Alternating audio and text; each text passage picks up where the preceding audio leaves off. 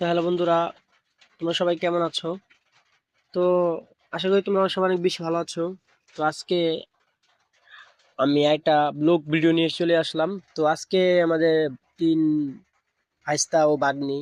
তো হোসেন, বড়টার নাম হোসেন, তার ছোটর নাম হাসিব। তো ওই যে হোসেন নাচতাছে, আপনি দেখতেছেন। এই যে হলুদ গেঞ্জি পরা, এটা হচ্ছে হাসিব, আর হচ্ছে লাল গেঞ্জি পরা মেয়েটা হচ্ছে মিথিলা।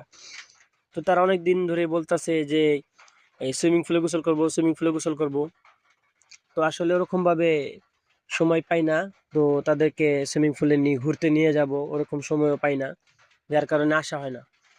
তো এখন ঈদের ছুটি চলতেছে, তাই ওদেরকে নিয়ে আসলাম। তো এটি হচ্ছে গাজীপুরের এই মৌচাক থেকে ভিতরে 400, তারপর 400 পার হয়ে আপনি শাহিনবাগ রিসোর্টের একটু আগে আপনি দেখবেন মিয়া শিশু মেলা একটি পার্ক আছে আর কি, বাচ্চাদের কি ওই সাইডে একটা সুইমিং পুল আছে, বড়দেরও গোসল করে।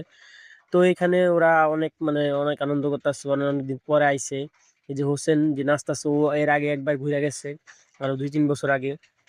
তো আর এই যে হাসিব আর মিথিলা, ওরা এর আগে আসে নাই, তো ওরা অনেক এনজয় করতেছে বিষয়টা। তো ওরা যে পানিতে ডুব দিতেছে, আর ওরা আজকে এখানে এসে অনেক আনন্দিত।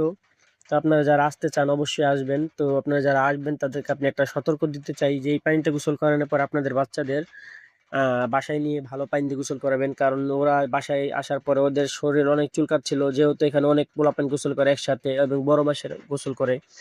তো তাদের শরীরের ময়লা আসতে পারে, আর যেহেতু পানিটা কম, তো সমস্যার কারণ হতে পারে। তো আপনারা সবাই ভালো থাকবেন, সুস্থ থাকবেন। তো আরেকটা ভিডিওতে আসবো।